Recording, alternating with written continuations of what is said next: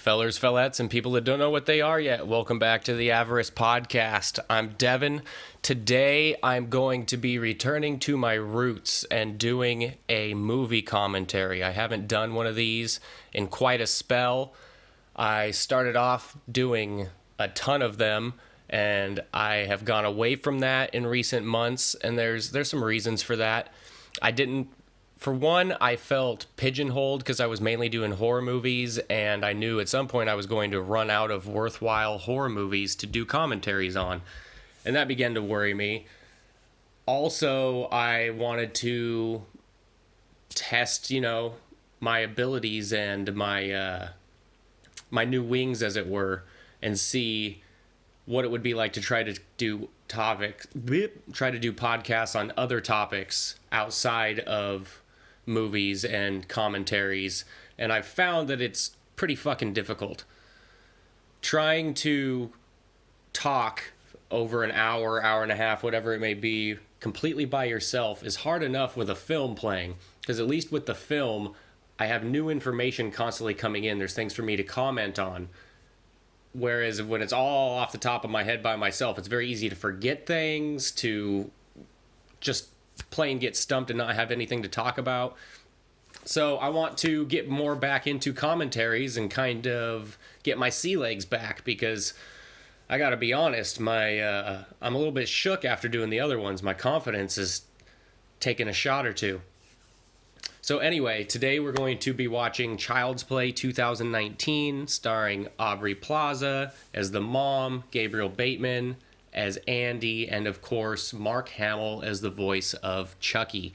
So I've got a rather large cup of coffee here in my Ray Dunn Hustle coffee mug. Shout out to Ray Dunn. Black mug, of course. I like black. Black's a nice color. I say we buy them before someone else buys them. I don't know, Adrian. So I got my coffee here already brewed. I've got my bong loaded up. I'm going to take a couple hits off the old tube here, and then I will give you a countdown when I am starting the film in case you want to watch along. If you don't want to watch along and just enjoy it in audio form, it should work out just fine. At this point, I've done plenty of commentaries, and throughout the process of making the videos and posting them on YouTube, etc., I've listened to them a few, and they're not horrible. They're listenable, in my opinion. And that's hard for me to say. It's hard to listen to yourself, but I've had no choice over the course of the last year since I've started trying to do this stuff, but to, in the editing process, listen to myself speak over and over and over again. And I've gotten a lot more comfortable with the thought. That was part of my issue when I first started recording podcasts, is that I wasn't used to hearing myself speak in that fashion. When you're having a conversation with somebody, you're not analyzing the words that you're saying quite as stringently. It's got more flow to it. But when you're completely by yourself and you know that you're recording or broadcasting and that there's other people that are going to hear this, it's very easy to get hung up on things you say or second guess word choice, and that really puts a damper on the flow of the thoughts and the dialogue. I guess it's a monologue. There's nobody else here. Actually, we're being joined here. Look at, we got NBA Hall of Famer Charles Barkley. I don't know what the hell you're talking about, but your podcast is terrible. All right, Charles, get the fuck out of here then. Oh, and look at this. From the grave, back, we've got Andy Kaufman as Latka from Taxi. Hello. I was just stopping by to say thank you very much. Okay.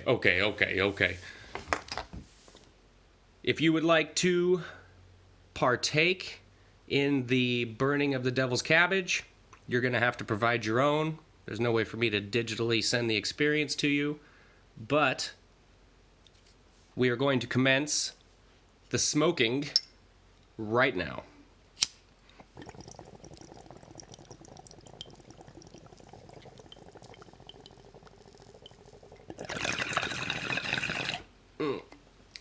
I apologize if the beginning of this has been kind of clunky. I haven't done one in a while. I got to get used to the flow of it again. The beginning is always the hardest part. It's a little bit awkward to just sit down by yourself and go, okay, ready? I'm just going to talk to myself for an hour and a half now. especially before the film actually starts. Maybe I should just start recording the audio right when I push play on the film and avoid this whole hoopla at the beginning. Why don't you let me know? I should say you can find the podcast in audio form only, basically anywhere you download your podcasts. iTunes, Spotify, SoundCloud. Of course, the videos on YouTube. I'm on Facebook, Instagram, and TikTok, but I post very sparsely. Right now, I just don't see the use in it. I don't have a big enough following. I have like 5 people that listen to my stuff. So I don't see the utility in putting all the energy into those social media platforms at this point. And I don't really have anything extra to communicate or show beyond the content I'm providing at this moment. Like I don't think that there's anything in my day-to-day life that people want to see on my Instagram. It just never occurs to me to be like, I'll post this. I don't think of it. Anyhow, you can find me on all those spots. Click like, subscribe, share with your friends, all that good shit.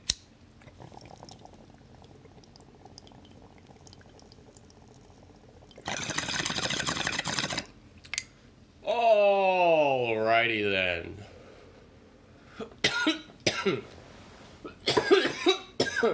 Excuse me. Okay, got the volume set to the appropriate setting. Allow myself to introduce myself. Excuse me. Okay, if you are going to watch along, get prepared to do so. I am hitting play in 3, 2, 1, play. Oh shit, it's loading. Should have had it queued up. Okay, now it's playing. We're on the old school vintage looking, the fuck would you call it? This is the sky, but stars. It's the Orion Pictures. Man, this podcast has started swimmingly. I feel like the volume's too high and I'm gonna get a copyright hit for this. I probably should turn it down a little bit. That's a bitch. Record a whole movie commentary and find out that a little bit too much of the audio from the film snuck on there, and then you fucked and the whole thing gets taken down. So we're right. I'm assuming if you're listening to this, you've seen the film, and it's a remake of the 1988 classic, but it's an entirely different take. Basically, the only thing that's the same is that there's a murderous doll that's red-haired. That's basically... I mean, the Andy is called Andy, but it's a different Andy. He's older. The doll is called Chucky, but it's a different Chucky. It doesn't have the same motivations. It's not actually even a person. But so the movie starts off with this intro into a very Amazon-like company that is selling the Chucky doll. And it shows you that, I guess it's called Buddy. It used to be called Good Guy. Showing you that the Buddy doll connects to all this shit in your house. It's like an Alexa or like a Google Home or like name it. And the doll, when I first saw what the doll looked like, I mean, I thought it looked like shit. But in the film, when you're not just judging it in a vacuum, when you actually see it in the film, and it plays fine to me. It looks like a robotic toy. The previous version was either a regular doll, which was kind of that happy-go-lucky looking innocent Chucky, and then there was the animatronic Charles Lee Ray Chucky version. And they had two entirely different looks and feels to them. But because the original Chucky was possessed by a person, it was more natural for it to have characteristics similar to a person when it was possessed, whereas this one was always an AI doll. It never was possessed by a person, so for it to look kind of fake, I bought it. It's a different doll, and people have to accept that, but it doesn't bother me. I understand if you're a hardcore Chucky fan and you take that shit to heart, but ultimately it served its purpose. I don't think that it was necessarily a great-looking doll, but I don't think that it harmed the story any. So here we're at the opening. This guy just got yelled at by his boss for slacking on the job. Dock him a week's pay for napping on the job. So because he doesn't like his job and his boss is a dickhead and yells at him, he's now going to remove the safety protocols on this one doll that's about to get shipped to America. This is one of my problems with the film. It's not a huge problem. It's kind of something you just gloss over. Okay, this is... They're justifying how the doll comes to be the way it is. And it's kind of a quick, once-over way to do it that doesn't exactly make sense. Because I don't really see how this in any way punishes the people that he has an issue with. He's fucking with this doll and removing the safety protocols. See there, now here he just killed himself. He just jumped off and landed on that car.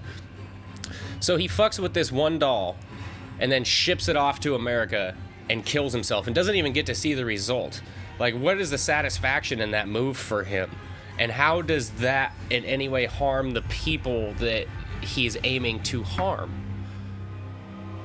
It's like a weird shooting up in the air thing. I don't get it exactly. But it is what it is, and that's how we get to where we are. There's also the issue of the doll is malfunctioning because he did that. So it's most likely just going to get returned. He called it a ginger piece of shit, which I gotta be honest made me laugh, because you just don't hear people talk like that nowadays. It's not... that wouldn't have been as funny. He would have come off more racist back before everything was racist, if that makes sense. Like, if he would have said this ginger piece of shit back in the 90s, I think people would have had a pause. It wouldn't have been as funny as it was in this. Maybe I'm totally wrong. Maybe I'm reading too much into it. Aubrey Plaza, oh my god. She's just so sneaky hot. Like, you don't, I don't even know how to explain it. It's like you don't see her coming, and then you're like, whoa. But you do see her coming. It's a poor simile. And then this creepy guy that's shoehorned in here. I didn't like him in the turn that it takes later on. I thought that this film had a lot more potential if it was just constructed slightly different and stretched out a little bit. So here's Andy. I believe he's 11 in this version, where he was like 5 in the first one. Excuse me. He's got a hearing aid, it looks like. Does that ever come up? I've seen this a couple times, but I'm trying to think if there's ever a moment where that hearing aid serves the story. Or is it just like a sympathy thing? Oh man, busted ass phones. My first Samsung phone, I had a Galaxy S3, I think. It had like the flip cover that came with it. And I had it sitting in my lap because I was using the GPS and I didn't have a phone mount. Because all this was fairly new back then. Not super new, but I mean, it wasn't as common for everybody to have a phone mount in their car and be used to using GPS on a regular basis with Google Maps and that sort of thing. So I had it sitting in my lap, and I was tired as fuck because back then I was delivering newspapers 7 days a week and cleaning houses during the day. And my wife was pregnant. I was just exhausted, and I forgot my phone was in my lap. I got out of my car, and it fell screen down on the pavement, and I had to use that motherfucker with a cracked screen for a year, probably. I used to get little tiny shards of glass in my thumb sometimes. Basically, the whole screen worked because the touchscreen portion wasn't built into the glass. It's built into the screen itself. But there was a significant portion of the screen that I couldn't read anything on. This is getting way too deep into my fucking cell phone. I'm supposed to be watching a film here. So you see, she's a single mom. You can tell just, I mean, based off how old she looks, that she was probably a very young mother. He is kind of an outcast. He feels ostracized. They just moved into a new place. He has no friends. He has the, I guess, slight, I don't know if you want to call it a disability, the hearing issue. And she's probably broke. I mean, that's the pain of having kids is they just want constantly. You think that you fill one need and they just want something else right after that.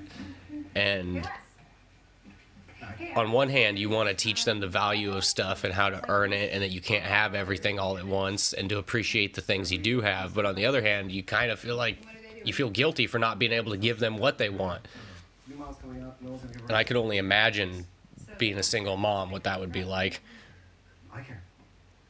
So this doll gets returned and it's malfunctioning, and she's going to try to bring it home and do her best to satisfy him, even though it's not exactly what he wants. And it's a good fit because he is so lonely and he doesn't have any friends and he feels so ostracized.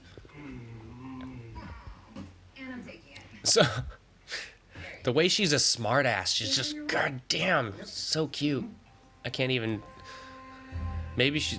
I've heard a couple people say she's too cute to be the mom in this movie. They might be right because there's a few times in the scene where I'm not even paying attention to what's going on. I'm just like, fuck Aubrey Plaza. I would if I could. And then this guy is not cool enough to fuck Aubrey Plaza. There's no way. So she convinced the dock worker or the inventory manager, whoever the fuck, to let her take home this damaged doll. Basically, she blackmailed him because she knows that he fucked some co-worker in the warehouse and he's married.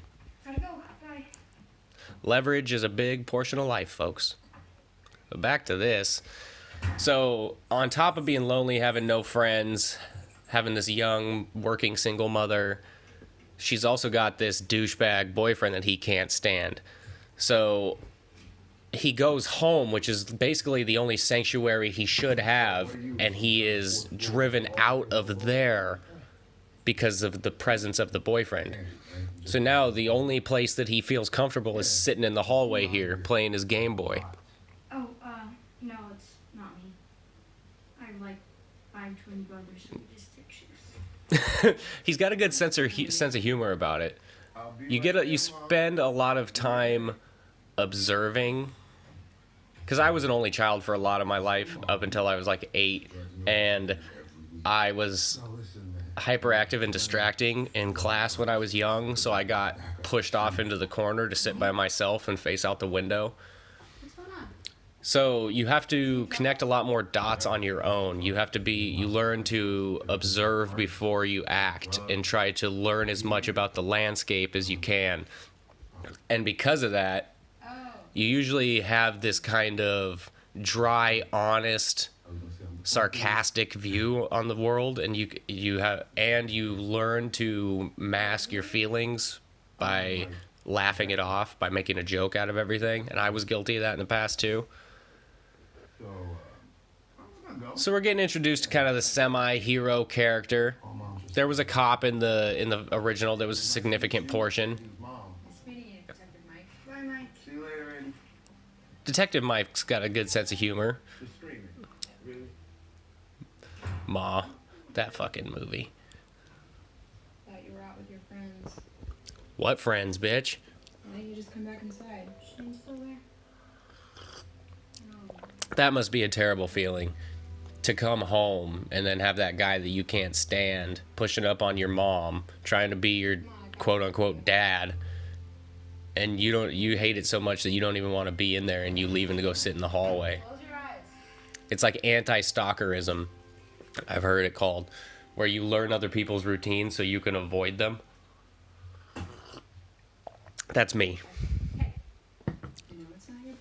There's several times where I've gone out of my way to make sure I wasn't seen and heard just because I didn't want to talk to anybody, and not because it wasn't to avoid trouble or anything. I just rather be alone. Oh, Ma, you got me a doll.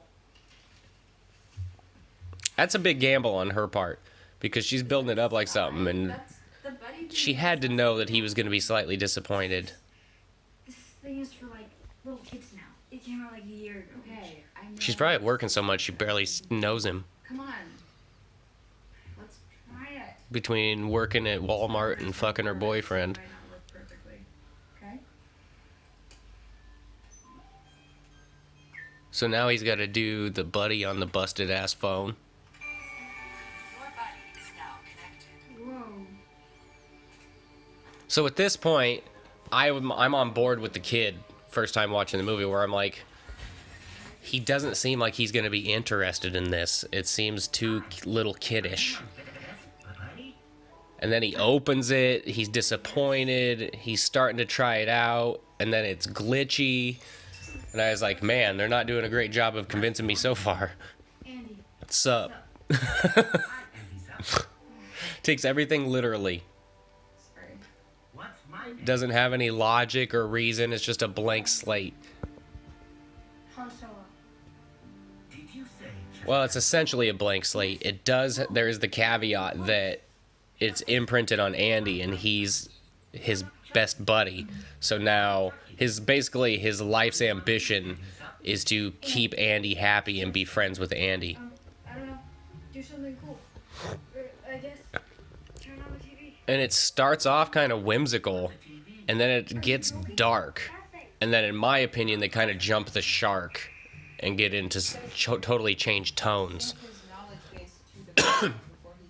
But at this point, I'm pretty into it. Hey, Chucky, connect to the cloud. Download. Learn stuff. Because of course, kids today are so much different than we were, or of course, generations older than me had it even way different than I did. Because I've had video games my whole life. We got a computer and the internet when I was in elementary school. So I've had a lot of this stuff my whole life. Cell phones are a more recent development. Obviously, we didn't have smartphones and laptops and tablets and shit, at least not as running as rampant as we do now, back when I was a kid. So if, excuse me, I would have thought that this thing is badass probably clear up into high school just because there was nothing around even similar. But now everything's a drone or a smart this or a wireless that, or, you know, everything is so advanced that this robot doll with AI doesn't even move the needle. It's kind of crazy. Whoa. Total dick. You're allowed to say that? Cool. And there's the issue of the voice. Charles Lee Ray, Brad Dourif is what I meant to say, as the Charles Lee Ray character playing Chucky, has that iconic voice that is so identified with Chucky and is perfect for that role. And so many people were upset that he wasn't going to be on board, because if you don't know, basically the property got kind of taken away from the original creator, Don Mancini, and Brad Dourif sided with him. They are doing a TV series for Sci-Fi, and I believe that they're going to try to continue with the canon that they established in the feature films. And then they basically changed some shit up. That's why it's the Buddy doll now. That's why there's these slight differences. And put out this Child's Play with none of those people attached to it. So Brad Dourif and Don Mancini are off on the TV show, and this is all new. So they had to recast the voice. And they cast Mark Hamill. Excuse me. Now, Mark Hamill is rather famous in the voiceover world, but I am not familiar with his work because I can't say that I'm not a fan. I've never come in contact with anything he's done because it's just not my cup of tea, being Joker on Batman, etc. So for me, I've heard the criticism that the voice just sounds like Mark Hamill. I think it's got a slightly digital quality to it. It sounds like something that is pre-recorded or being generated by a computer. It doesn't exactly flow smooth and have the cadence of a person speaking. And because this doll is not possessed by a person and it's meant to be robot AI, the voice fits perfectly, in my opinion. It doesn't distract at all. It sounds like what you would expect a child's toy with some type of computer-generated voice to sound like. Now this is the creepy shit.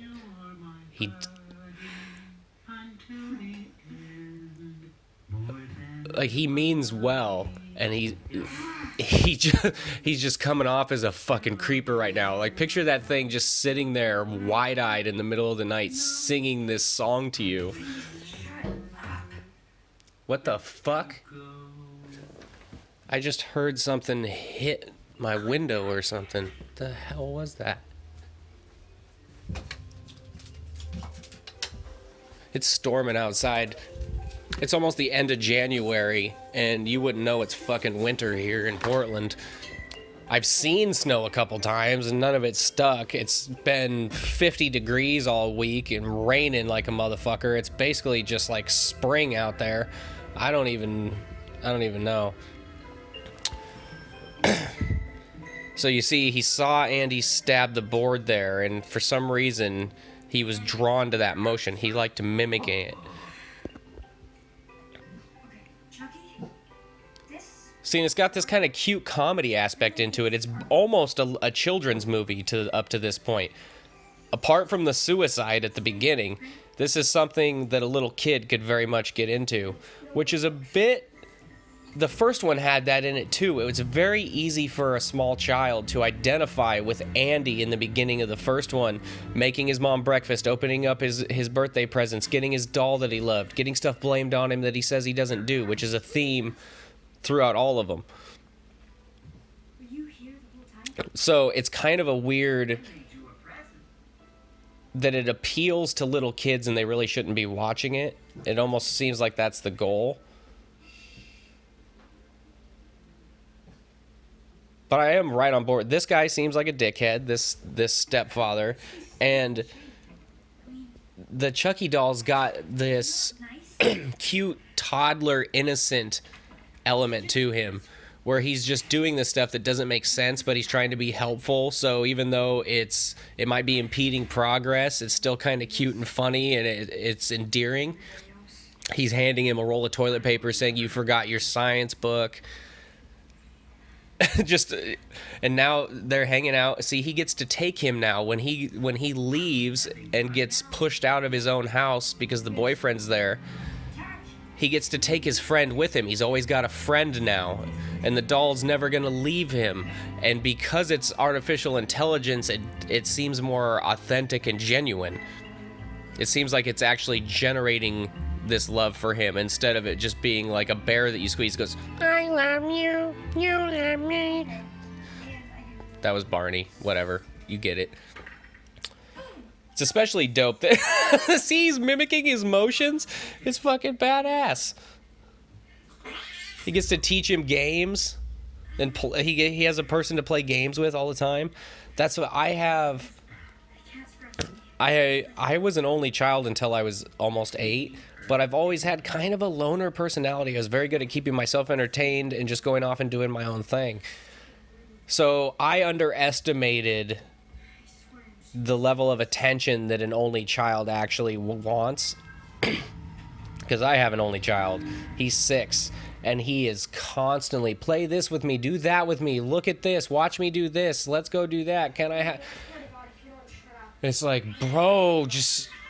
keep yourself occupied. If he had a Chucky doll like this that could just play games with him and stuff so that I don't have to do another Candyland, or my God, I love him to death, but the stuff he wants to do sometimes, it's like, whew.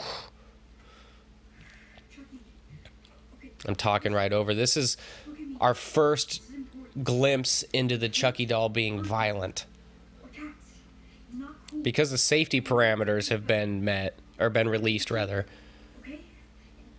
He saw the cat hurt Andy, and the conclusion he jumped to was to kill the cat, I suppose, to prevent Andy from it getting hurt anymore.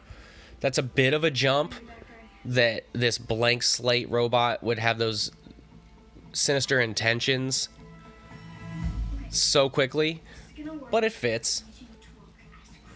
And I love that he uses the creepiness of the doll to scare the shit out of his faux stepdad. Oh shit, I almost spit my coffee out right there looking at these faces. Lord Farquaad. This is so great. Okay, yes, just like that. Okay, try this. Smiles.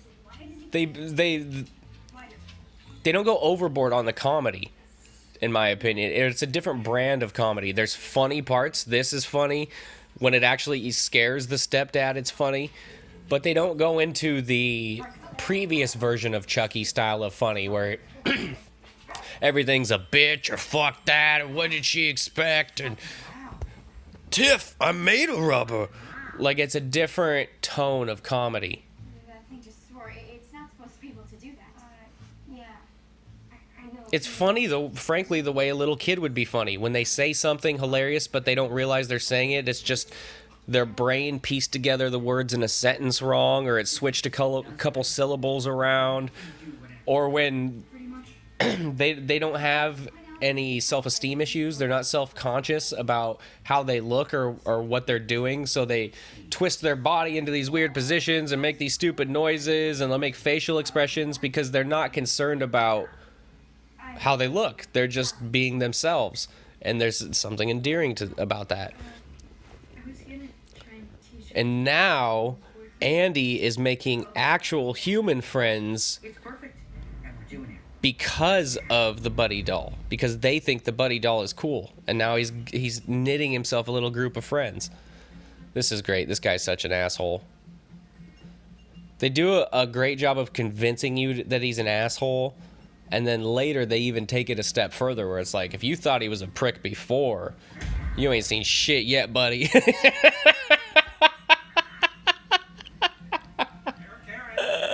And the boyfriend can't even get mad at it because he doesn't know that Andy put him up to it. He just thinks it's this whacked out fucking doll. Hey, hi, we're here for Andy. Let's move, Dick Turd. Hey, bro. I appreciate that I've got friends and stuff, but don't call me a dick turd in front of my mom when we're whatever age. That's my mom. I guess she does seem more like his older sister, and fuck, she is hot. Don't mention that she's hot in the movie. Now I'm thinking about it again. Speaking of dick turd, this goddamn maintenance man. I don't like that his character's in here. Knock off Jack Black looking motherfucker. He's like a combination of Newman in Jurassic Park. I don't remember what his name is in Jurassic Park, or what his real name is even. But the guy that plays Newman in Jurassic Park, it's a combination of him and Jack Black's character in Orange County. Put those two together, that's your maintenance man here. He's the super.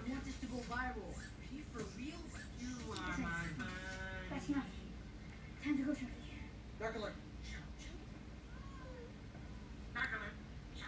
See, these kids, they're just interested in what they think is funny, and they're mismanaging the innocence of Chucky by having him do things that he shouldn't be doing and giving him positive reinforcement for them. So they just were having him stab that thing so that they could film a video to make it go viral. And because they're all laughing and having a good time, he thinks he's doing the appropriate thing. Now these kids are watching Texas Chainsaw 2, which I don't know if that's something kids watch today. This seems more like something you would have done in the 80s. Because that movie's got such a weird tone to it, and it's so corny and slapsticky. So Chucky sees all this violence and gore, and they're all having a great time. Seeing all the blood and the guts and the cutting, and so he's like, oh, this is what they want to see. Is there anything I can do to replicate this so that the attention can be turned on me and I can be the one that they're laughing at? He's solely driven by trying to please Andy and his friends. And it basically seems that he wants to be the sole source of their entertainment. Because they're plenty happy and occupied watching this film, but rather than just sit there and enjoy it with him, he's now got to try to replicate it and draw their attention to him. Andy? That would be the fucking moment where you're like, that's like the first time that you catch your kid doing something that is super dangerous that they don't realize is dangerous, and you realize how poorly it could have gone. You're like, oh my God, they almost, slipped and fell there, or they almost cut themselves with this, or, just the first time you realize how vulnerable they actually are.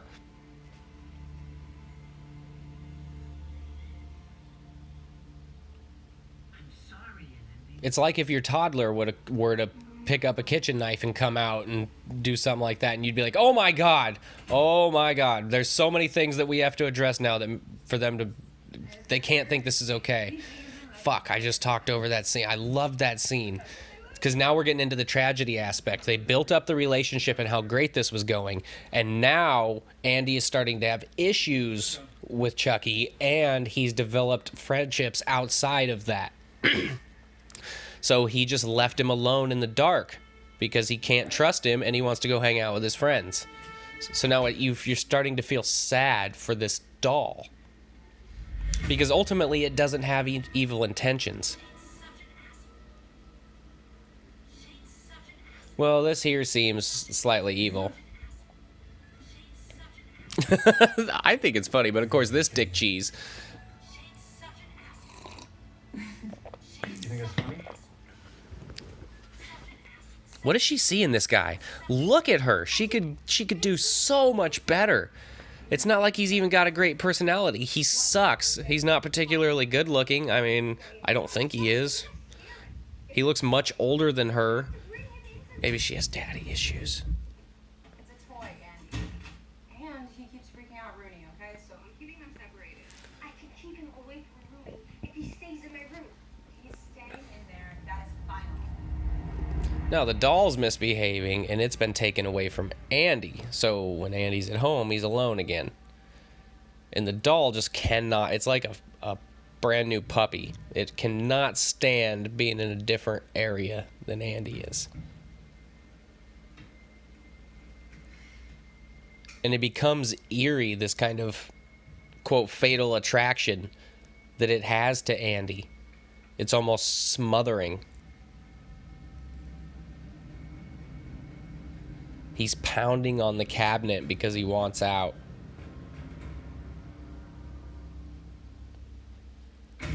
He also doesn't sleep. The doll doesn't sleep.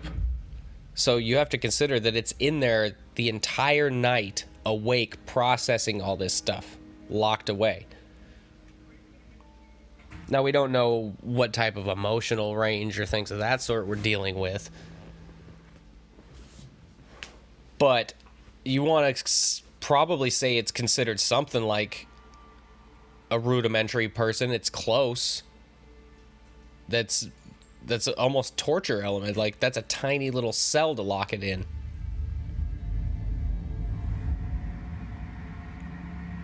And it broke itself out. And now he's slowly realizing that this might be outside his control. This thing's got a mind of its own. Oh, fuck. It killed the cat. I didn't know we were going to get to that already. And it's proud. It thinks that it's done a good deed. The cat was keeping them from being together, and the cat hurt Andy. So the cat's got to go. The mom locked him away because he wasn't getting along with the cat. Andy was sick of the cat. The cat hurt Andy. We'll get rid of the cat. We'll be back together. You're my buddy. So now he's throwing his cat in the dumpster, and he's crying. No, absolutely not. It's his weird android friend that he also has feelings for, and his cat that he's had for who knows how long, and this weird tragic accident where it's like when the first time I tried to do some cleaning when I was a kid, our dog threw up on the floor, and I thought that I would be a big boy helper and clean it up. I grabbed some cleaning products from underneath the sink, sprayed the carpet, wiped up the puke. So proud of myself. And then the carpet turned from dark green to piss yellow because I used bleach because I didn't know what the fuck I was doing. Not quite a tragedy on the same scale, but the intentions were benign. The intentions were good, I should say.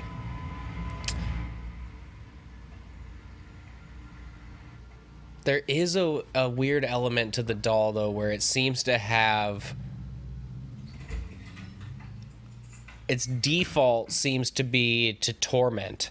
It seems to like to fuck with people.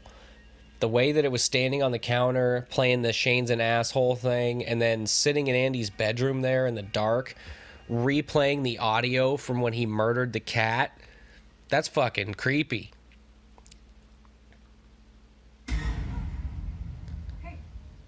And we're building this tension where Andy cannot trust this doll, and what is he going to do about it? Pizza. So he just walked in, he's having this creepy moment with the doll, then his mom walks out, he realizes she just got done fucking this asshole. Don't forget your little doll. Oh man, Seriously, what do? Every time I walk in the room, he leaves. I want to punch that guy in the throat. That is not true at all. Andy's just Picking on a kid that clearly isn't going to stand up to you. He's already a loner, kind of low self-esteem type. He's little, probably hasn't hit puberty if he has barely. You're a fairly tall, grown-ass man, and you're just going to... Oh, my God. I want to take my palm and smash it right into the bridge of his nose. I will be. Tell me a joke.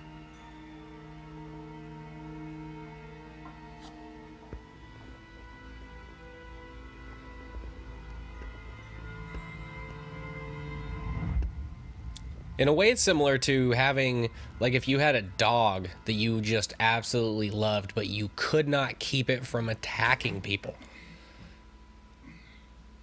And you either can keep it confined or get, like, something's got to give.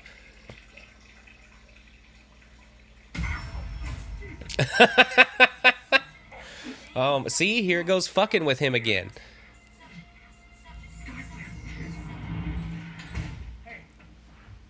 Oof. That one's getting written down in the memory bank. See this here, now he's gonna get physical with him. That's not even his kid. And he's gonna get in his face and like call him out, like, is this 11-year-old supposed to square up with you and get in your face and tell you you're a piece of shit? Then what? You're gonna slap him? Big tough guy. Yeah. That's what I thought.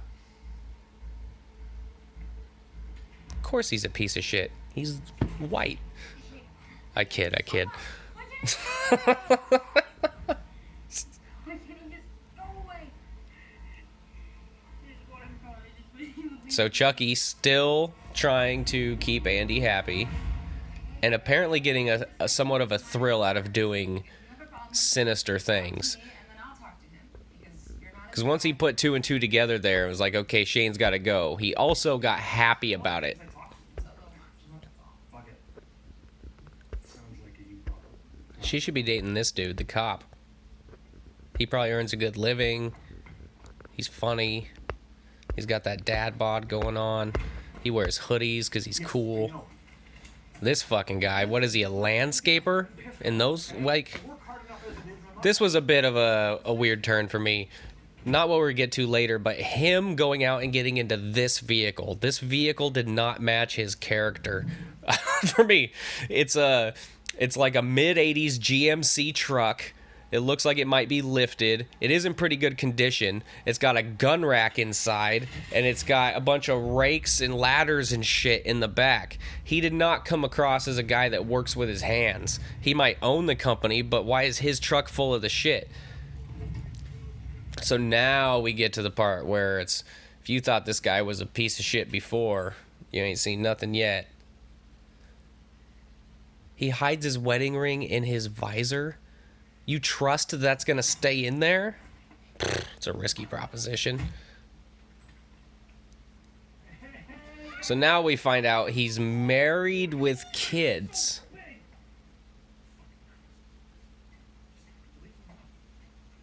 This makes me wonder how much work he actually does for a living or when he sleeps. To be able to do these honeydews and shit and have a wife and kids that don't notice you're gone an inordinate amount of time, but also be spending so much time at Andy's house. That's... I mean, he's going hard to try to lead this double life. Hope it's worth it for him. Well, it ain't about to be.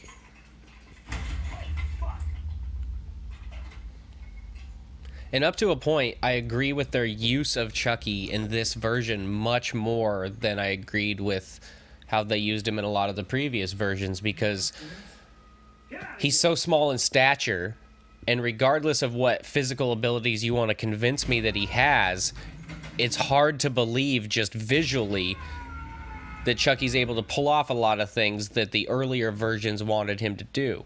This one does a much better job of making it things that are within the realm of a small toddler, like stuff that he could reach from that height. He doesn't have this weird strength where he's strangling grown men and shit like that.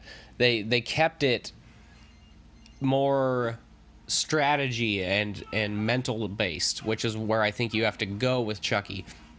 Like when Chucky, I think it might be in the second one. Fuck, I can't remember.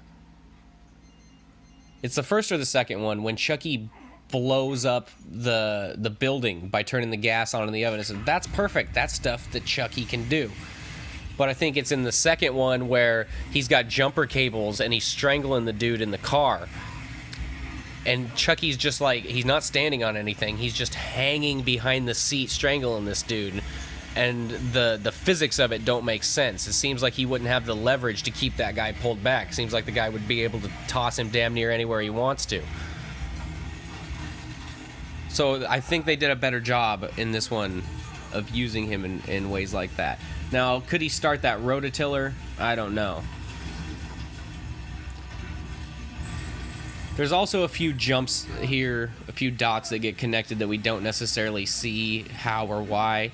Chucky gets very creative with some of his killing methods and strategies, and we don't know where he learned any of that because he definitely hasn't seen anybody do it before. You also have to consider that he has a Wi-Fi connection and that he has access to any and all information he could possibly want.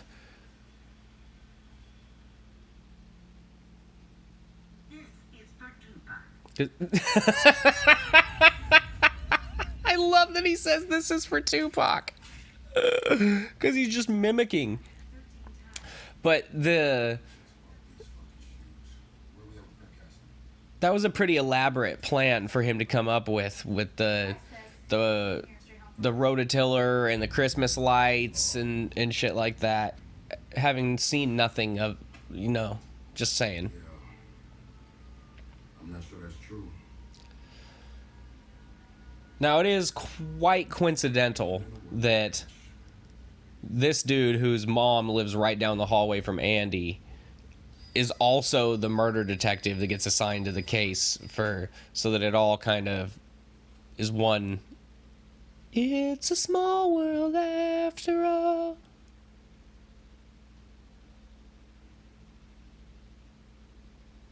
So we know that Chucky saw the skinning of the face in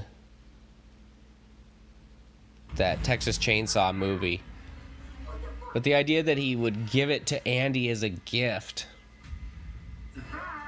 He thought it was going to make Andy really happy, I guess. It is pretty much bullshit that the thing has eyeballs, though. Did it have teeth as well? He took the front of his face off, but...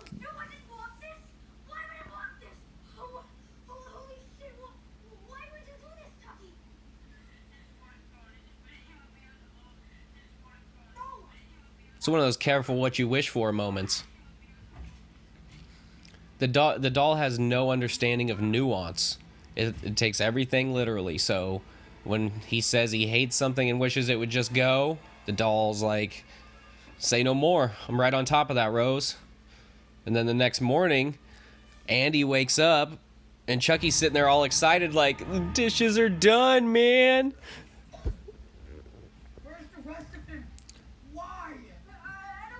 I'm a little bit underwhelmed by these kids' reaction to this. Andy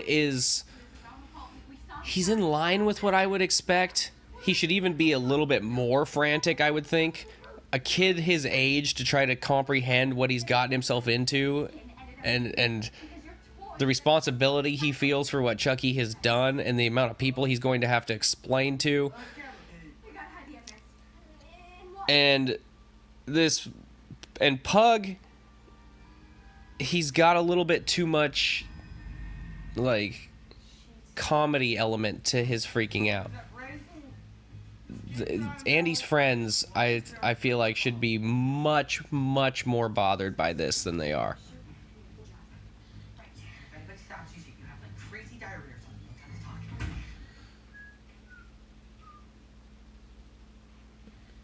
Hi, Mom. Apparently, Hi, Andy. Why are you not in school? they never clean at his house because he has the same wrapping paper from the Chucky doll It's in his room still. Present?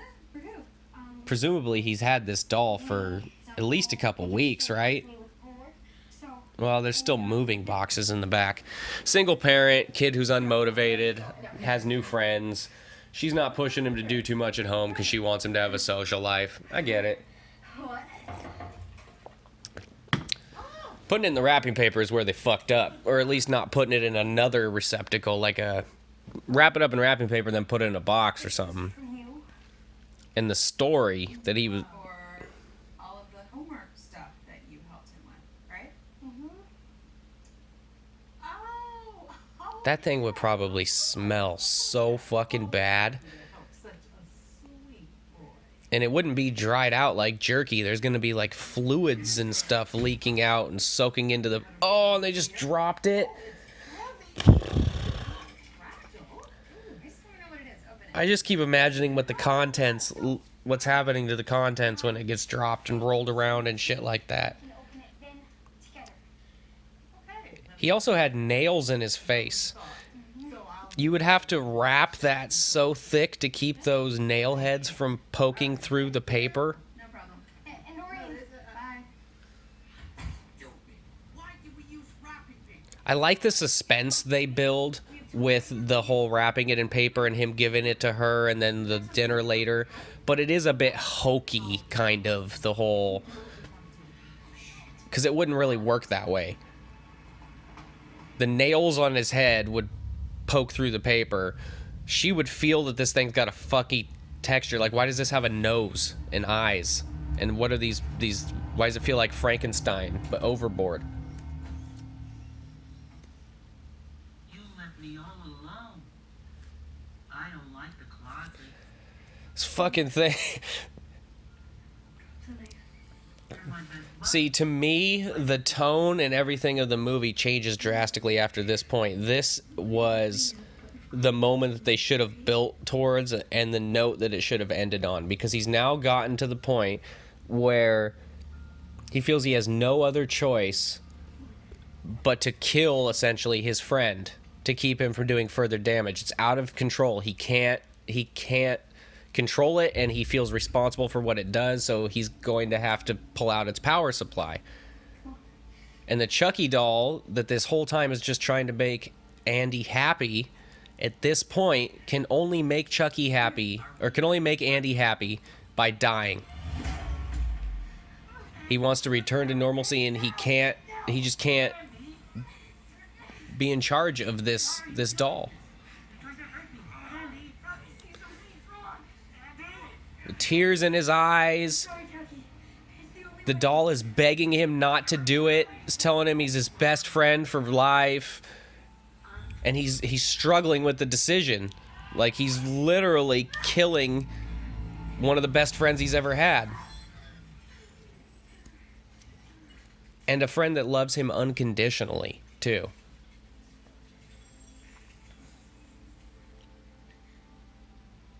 And now he's gone.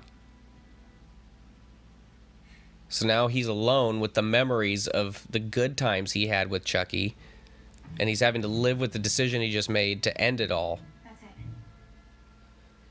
it. See, if this was going to be your culminating scene, of course you'd probably draw it out a little bit more, build it up some. You wouldn't have this dialogue here be so simplistic. But that moment there, when they close the garbage chute, I think that's where the end credits should have begun. You build more on the beginning and middle end, or middle part. Because now we get into this knockoff Jack Black, and he finds it in the dumpster, and this all feels like sequel shit to me. This to me, it doesn't have the same tone or the same feel that what we were just doing had. Now it's more subtle, but it quickly escalates into something that is just drastically different than what it was. Because what are horror franchises notorious for? They're notorious for giving you a bullshit ending that's open-ended, or where you see the killer come back. There's always, or if you do see him die, you always know that they're going to come up with some bullshit way to bring him back in the next one, because that's what they always do.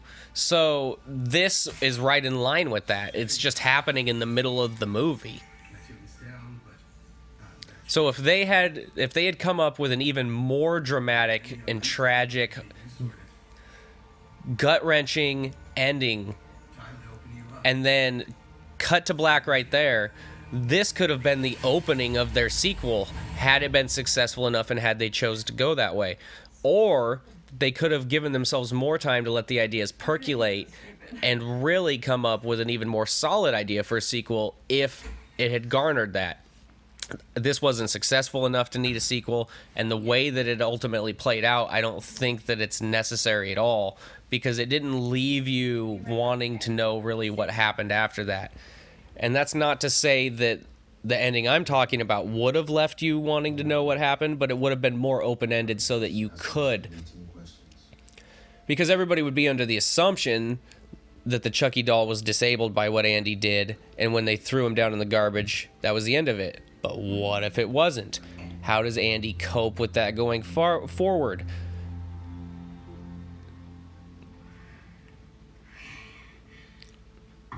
So now the mom is distraught because she just found out her boyfriend was married with kids.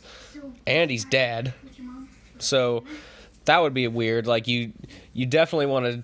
He's a piece of shit, but also he just died, and you did have a relationship with him. So that's got to be no wonder she's sitting on the kitchen floor drinking wine.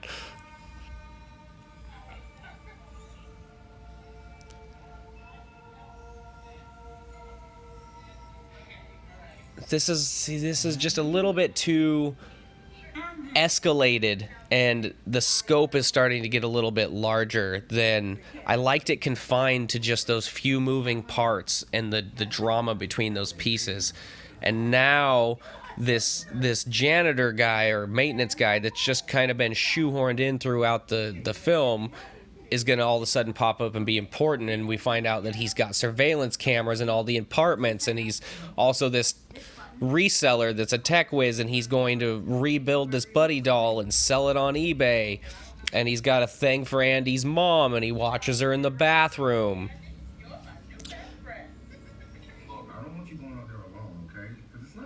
And again, it falls in line with the way that sequels would go, where everything the ante has to be upped, and the scope gets broader, and we have to advance the narrative to make it worthwhile. I'm no screenwriter, I don't have expertise in plays and all that. I know that if they had ended it when he throws the doll in the dumpster, that you would have like a 45-minute movie. And I don't know for fact that you could develop enough before that to really have a feature-length film. But I'm just saying that the way I felt when I was watching it, I was enthralled and very satisfied clear up until that point. And then once we started getting into this stuff is when I felt a little bit less interested. This whole charade with the present, the head that's on a watermelon that's wrapped in wrapping paper, and just the practicality of this.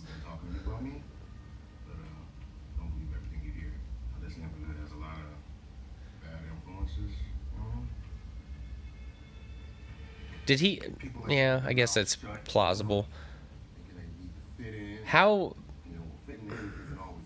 I'm just wondering how likely it would be that Andy would actually come in and join them for dinner and feel comfortable doing that with the interactions and that they have had. Do they have a relationship where he would want to? Because when I was his age, and this was back in the 90s, I would have been like, I feel a little uncomfortable and awkward. I don't know if I would know you well enough.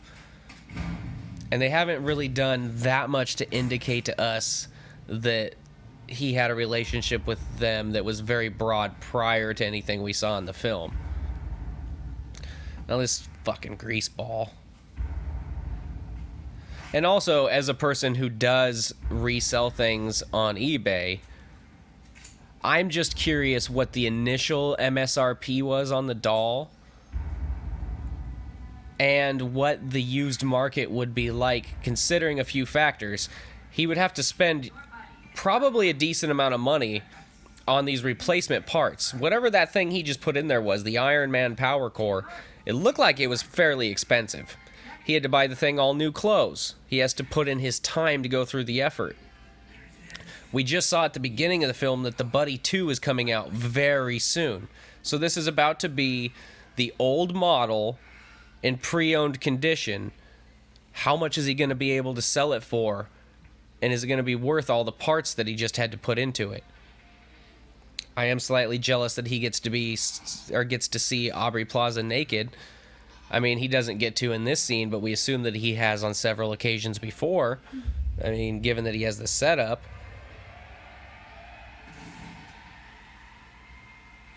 I know I would. I'd prefer her consent though. I wouldn't do any creep or spy and shit like that. And we do get into an element here that I kind of like. The idea, this is kind of a broader issue that this is exposing here, where we have one company providing us with all these pieces of equipment that we use around our house, and how everything is so interconnected that if that were to be hacked or infiltrated, they could fuck up your whole life. I don't know if I explained that adequately, but the idea of that if someone with dubious intentions were to be able to infiltrate your system and suddenly they're fucking with all your stuff, your vacuum cleaner, your heat, your this, your that, and there's nothing you can do about it. They lock you into your own house. They got like all this shit that could happen.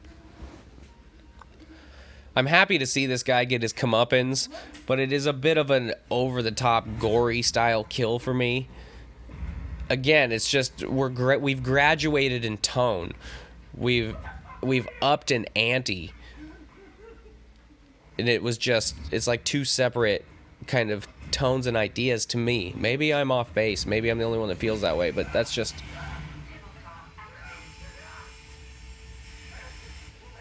Homie's got a table saw in his sweet basement hideout here. Very creative, Chucky. So this guy's basically got to burn his hands for as long as he can, because as soon as he lets go, he's going to get cut in half. I mean, he might as well just let go. You're not going to hold on in perpetuity. Oh, the fucking foot on the saw blade. God damn it. I have something weird about seeing feet get fucked with. I don't know what it is. I can't see feet get cut and stabbed. It bugs me. Oh! I just love my feet so much. I would hate to not have proper use of my feet. Not be able to bounce on your toes or plant your feet properly. You are my bunny.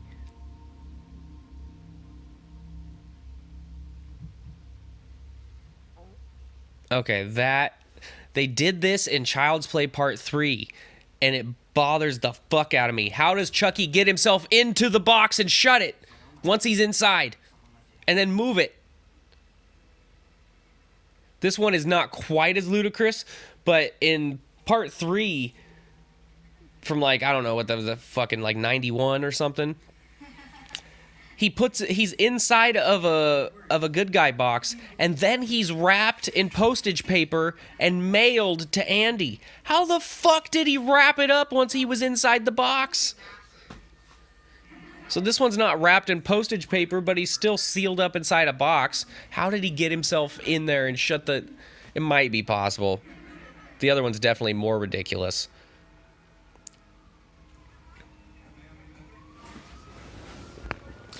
So he delivered himself to... I don't know what that kid's name is. The black kid down the hall, basically, or Andy's quasi-friend. So now he's going to attempt to infiltrate Andy's life by proxy. Zed Mart. The store looks much nicer inside than the exterior, I gotta say. Those things are fucking creeper status. The new model isn't even out yet, and they are already selling accessories. They also kind of painted them so... No, maybe not, because it's only the one doll that's really fucked up. Because they're setting themselves up for, if they did have a sequel, for all of these styles of doll to potentially be in play. You want to play now? Toad, go away. That's no way to treat your best friend. And because of the fact that it's just one machine that had the safety parameters altered, I can't be your best it's buddy. much less likely, Nobody can. once the doll is destroyed, that there would ever be a reason for there to be a sequel. Why would he come back? How would that happen? There's somebody else is going to fuck with another doll's safety parameters? Even though a lot of the times it didn't make sense in the earlier ones. Like, Chucky would get melted down and turned into a new doll, and then all of a sudden it would be Chucky again. Or the doll's soul would just lie dormant for however long.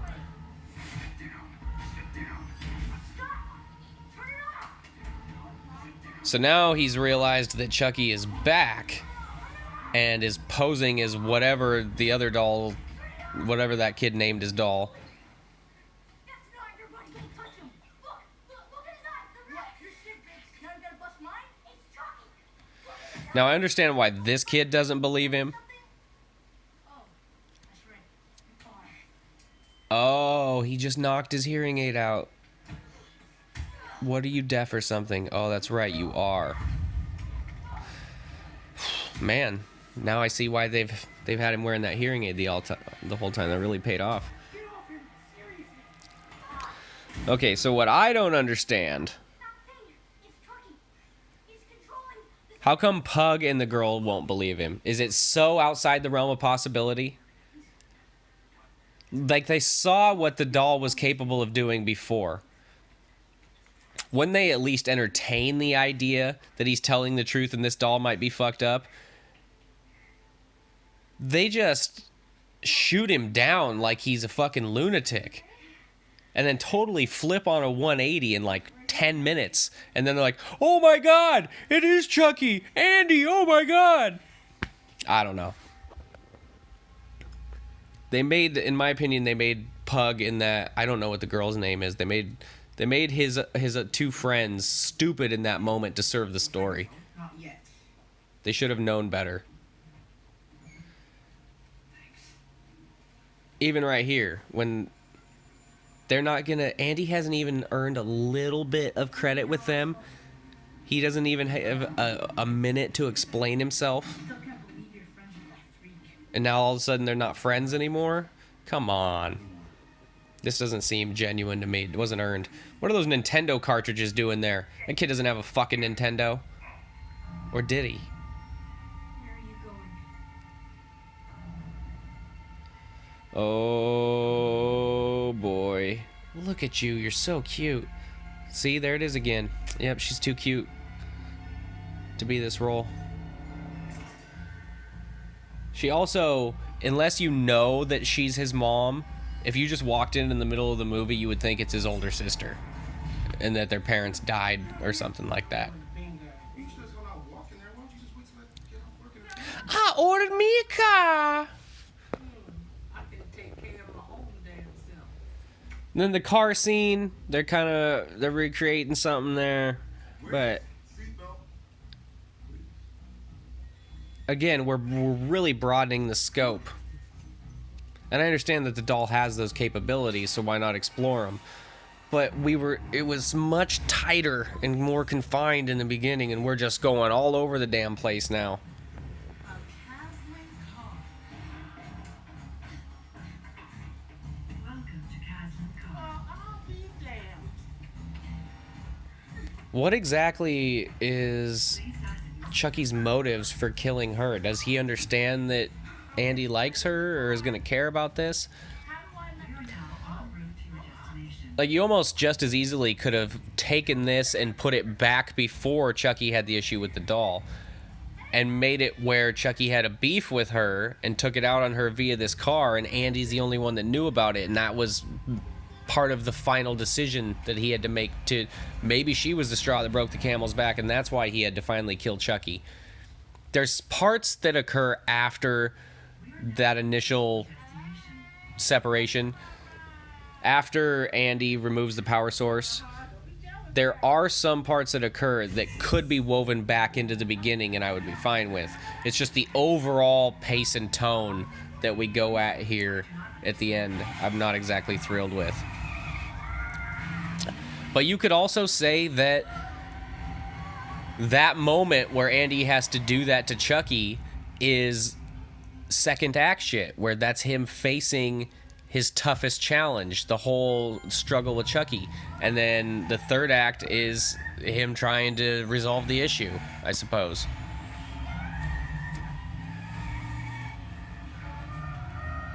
It is creepy as shit, because this is people's fear with self-driving cars as well. What if they get a mind of their own? Or what if they don't do what they're supposed to and you're totally at their mercy? In this case, the car's being controlled by Chucky, but that goes back to the one company providing you with so many things that are interconnected, and can it be hijacked? And then you're at the mercy of the machine or whoever's got control of it.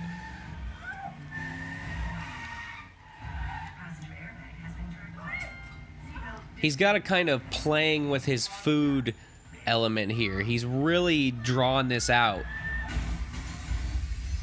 He really wants her to be scared, it seems like. It's not so much the result. He definitely wants her dead, but he also wants her to suffer and be scared shitless.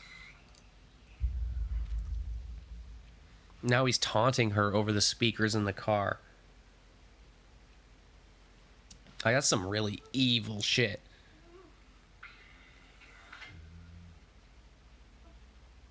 Is he in the car? I don't remember this. I mean, I remember the whole car scene and her crashing and shit, but I don't remember if he's in the car or not. Are you going to see just the eyes glow? That would be badass. He's not in the car. How would he have gotten in the car? But that shot where we're staring into the back seat and it's just black, what if all of a sudden you just saw his eyes light up? It'd be like a kind of, not Michael Myers-esque, because Michael's don't. He is in the car. How the fuck did he get in the car without any of the doors opening? Seems like she would have noticed if one of the doors opened.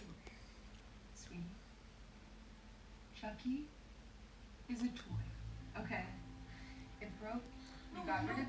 We've now reached the first moment in the film where he has tried to convince his mom that Chucky is responsible. I'm pretty sure that happens much earlier in the first one. That's a major theme of the first one, is that the adults won't believe him. What happened to Rudy? It was Chucky. Why aren't you listening to me? I have it on Elmore's phone. That's a major theme of I can show you. a lot of the original Cannon run.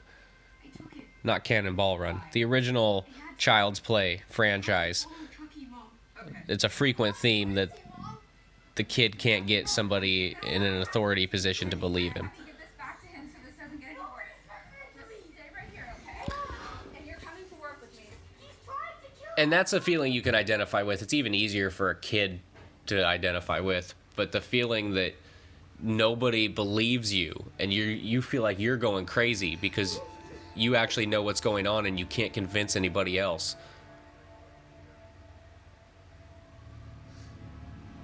It is a bit weird that went through all the trouble with that car, that she's in the middle of a parking lot with a butcher knife in her chest. It looks so out of place.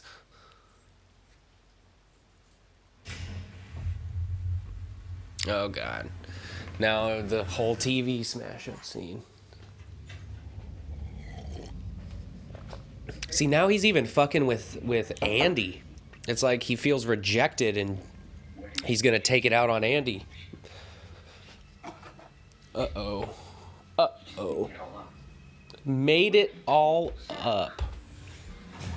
See, now they're to the point where they're questioning if Andy made everything up about the doll originally.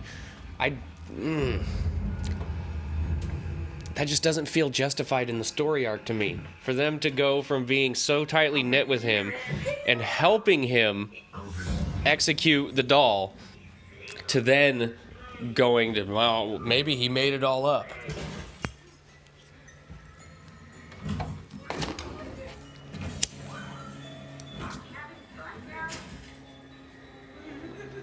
So I guess in his second incarnation, he doesn't care about fucking with Andy either, because he's clearly got to know he's not making Andy happy right now.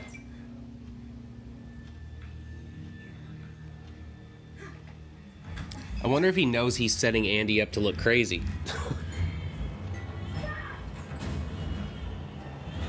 Because Aubrey Plaza's about to walk in with her fine ass and catch him meleeing his TV with a baseball bat. And from her perspective, she hasn't seen enough evidence to believe him. She's got to just think that her son is cracking. She's got to think that he is fucking losing it. And she's got a real issue on her hands.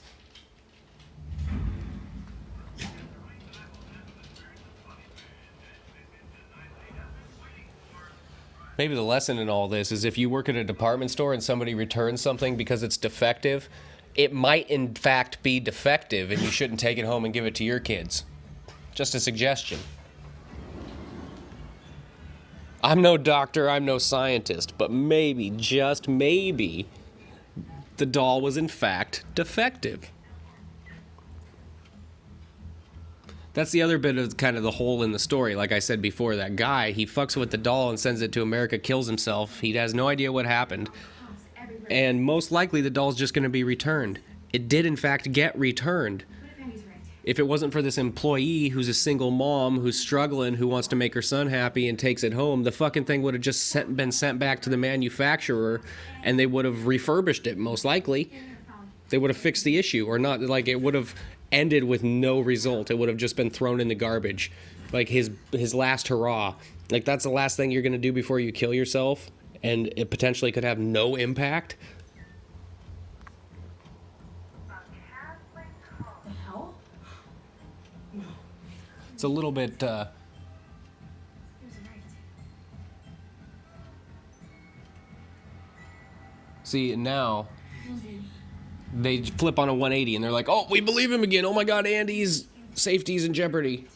Old man dug it up in the dumpster. We must save him from peril. Nice, right? Wrapped up like a present. Oh shit.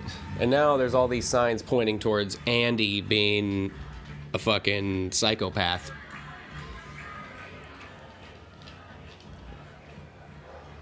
All these people in close proximity keep dying. And now he just discovered that the present that was for his grandmother was the face on a watermelon. So he's looking for Andy right now, thinking that he's going to arrest him for murder. At least bring him downtown for questioning.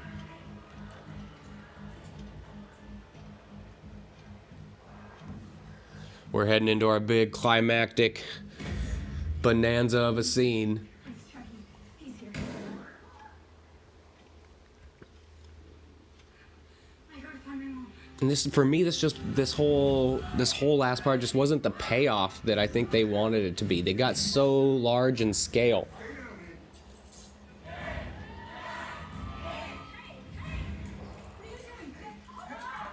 And some decisions were made. Be careful, god damn it. Show some goddamn hustle, god damn it. I'm gonna have to take a piss soon.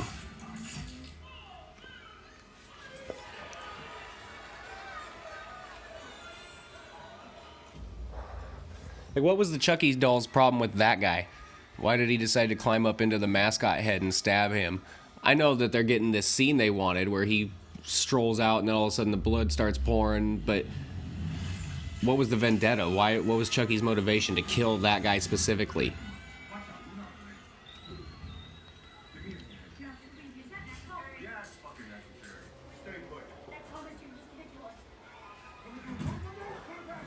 I think it's appropriate to ask those kind of questions because it's not a person. It's not Charles Lee Ray who put his soul into a doll and was always a bad guy.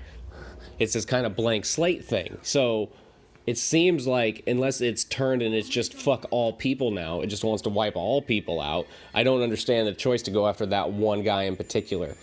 I understand they were going for a certain look and a cheap or feeling with the scene. They're trying to appeal to a certain audience that wants to see that kind of extra over the top shit, but it doesn't necessarily make sense. And now these fucking drones. The way he flies these drones into people and they're slicing them up and killing them and shit. It's like, what are these drones made out of? Most drones, if you accidentally land them wrong, they break in half. These aren't military drones being sold at this fucking Zedmart.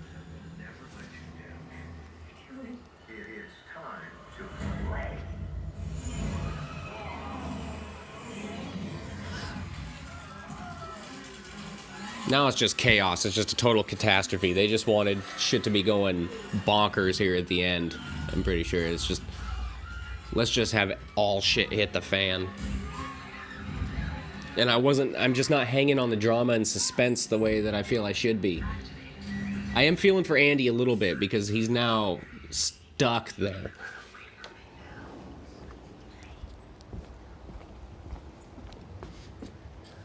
You are my buddy until the end.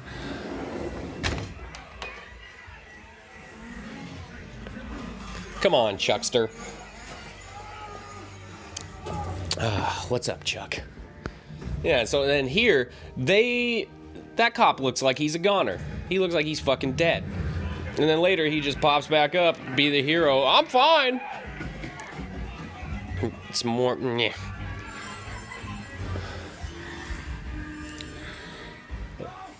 And now he's hacked into all these other dolls, but don't those dolls have the safety parameters still intact? So if they get taken over by some third party, none of that is applicable anymore? I hate the way these animated bears look. It's just... Couldn't they just all be Chuckies? Why did they have to be bears and shit? Waka waka waka.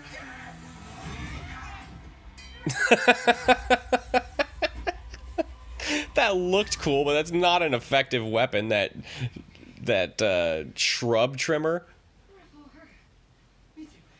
Like, you might cut a finger off with that, but it's not going to cut a person in half like a chainsaw would. It looked impressive with her swinging it, but it's not ultimately that dangerous. Like, if you pushed it up to your leg, you'd probably cut a slice into it, but it's not going to just take off a limb at the drop of a hat. His real soft spot, the only person that's actually been there for him his whole life and will continue to be there for him, his mother. They really made her look like shit. She's all beat up. What did Chucky do to her to capture her? We didn't see that, did we? Fuck you guys. Give me my dick back. Andy! Never let go! That's right. Now he picks it up as a weapon, too. Like, it's meant to pull off a certain aesthetic, but practicality-wise, that fucking shrub trimmer, I hate it.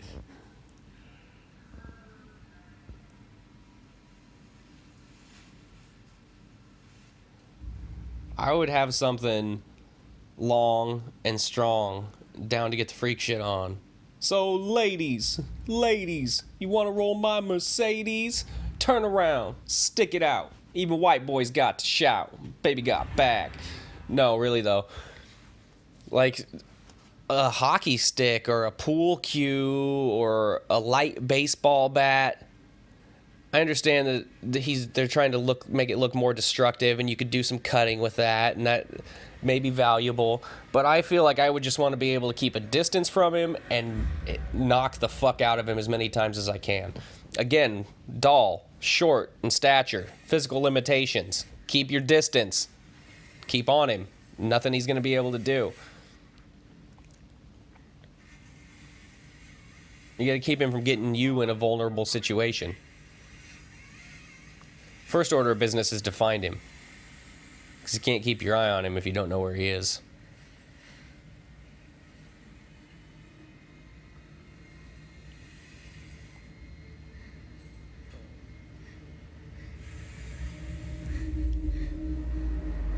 Oh, that silhouette shot. I like the way that looked. But like, see here, how did the doll wrap her up in all of this?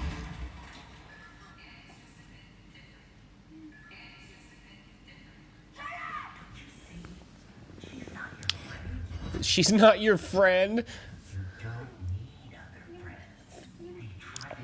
The doll doesn't understand the value of a maternal relationship. It doesn't understand family. Everything's a friend. So anything she does that the doll considers to be not in agreement with his idea of what Andy deserves is a slight. What the fuck was that? One of the other things he was controlling popped out and hit Andy in the head.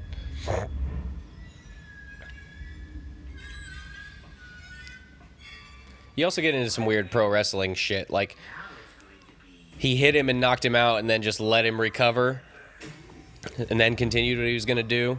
He didn't just kill the mom while Andy was knocked out. I was broken, Andy. I couldn't make you smile. But I'm better now. I know how to make you happy. And it's just kind of far-fetched that the dog that the doll rigged up this whole system. She had some Vans on. Hipster. She probably wasn't wearing them, ironically. Ooh. Got him. It was like the, Uncle? Let me see. See how he just smashed him with a fucking toy car and he flew across the room? That's what I'm talking about. The doll is ultimately vulnerable, but they make it seem like this big, imposing physical thing that it's not way too often. Is she even hanging by her neck? It looked like that was tied to her wrist. See how slow that's cutting through there? That is actually realistic. That's why I said it was not a worthwhile weapon. It's not like a chainsaw that's just gonna go bzzz.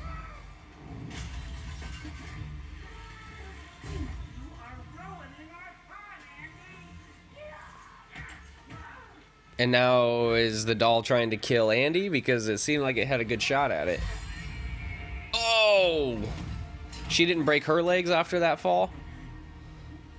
The guy falls off the ladder when he's kind of expecting to fall and breaks his legs. She's hanging by her neck and all of a sudden falls down, legs fine.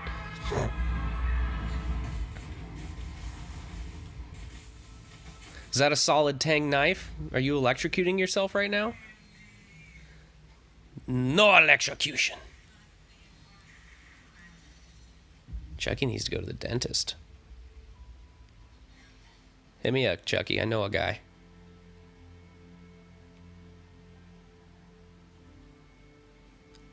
See, now he just finally, presumably, killed the doll. But it was far less moving, far less conflicted of a moment. And now he's back, and then here's Hero Boy, who somehow didn't get killed by that drone. I mean, he definitely shouldn't have been killed by the drone. But the way they made it appear is that he got killed by the drone. And now he's just fine.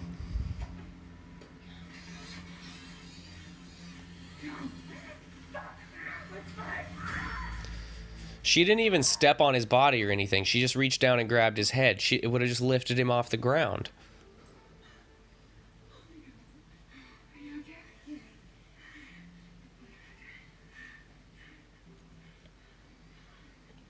See, so my final opinion on the movie is that it had good foundation, and the beginning had a great tone to it, and I was emotionally involved in the experience, and then they turned a corner and it just was too much, too fast, too exaggerated, over the top, and it ultimately fell flat because of that, and I don't think achieved what it could have. But because I am not a very big fan of the previous Child's Play movies, I was very pleasantly surprised with the overall experience of watching it. I've now watched it a few times. Now they're going to Office Space this Buddy doll. PC load letter? The fuck does that mean? Now they're the Wino group and Rocky. Take me back. Do, take me back. I don't call that a reason. I just call it believing in myself. Do, take me back. So now, even though the Buddy 2, they're restocking Buddy 1s because they recalled the Buddy 2s, I don't understand this part at all, because that doll was effectively destroyed. And they're doing like a teaser hook there where they're trying to leave it open like there might be a sequel. But what circumstance would you come up with for the doll to still be alive, be reincarnated, or for there to be a new evil doll? You kind of ended that fairly effectively. So, yeah, this movie was a pleasant surprise for me. I didn't have high expectations. The decision to reboot it or remake it, I think, was good for them, at least when it comes to the short-term success of this one film. I think that this was far better than anything they could have done following up with the canon of the previous franchise, because it had just gotten so absurd and bad that people lost interest. Prior to this remake, the previous two Child's Play films were straight to DVD or Netflix. Like they were not big to-dos. Nobody cared. It ran its course. So this was a fresh new take, and although it had its mistakes, I enjoyed it for what it was. It was never going to be some type of opus. It was never going to be groundbreaking. In fact, maybe it was even held back by the fact that it's attached to the Child's Play name, and if it was kind of its own separate entity mixing in similar ideas, it might have been the start of something new as opposed to kind of maybe an end cap on the franchise as we know it. I don't know that they can really, like I said, continue with this incarnation with sequels. It doesn't really make sense. I don't know where you would go with it without getting so far-fetched and over the top. It's good confined to short, small doses, in my opinion. Once you get into the Bride of Chucky's, and the Bride of Chucky was actually not nearly as bad as Seed of Chucky. Seed of Chucky, in my opinion, is just like, what the fuck did I just watch? Anyhow, I appreciate you guys sitting through, and girls. I appreciate you people listening. Like, subscribe, share, comment, all that good shit. As always, this is Devin signing off and saying, be easy.